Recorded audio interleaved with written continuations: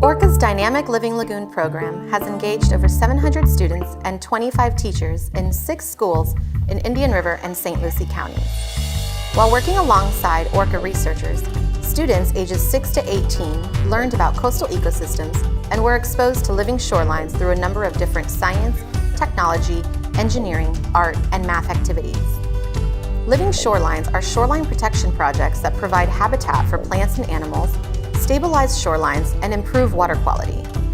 With help from teachers and ORCA staff, students designed and constructed schoolyard plant nurseries to grow native shoreline plants for habitat restoration projects along the Indian River Lagoon.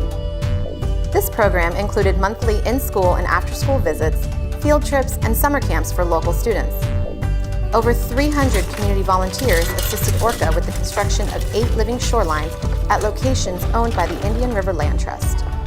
These Indian River County sites will be monitored by ORCA research staff and citizen scientists over the next 2 years. I never thought that science could be so fun.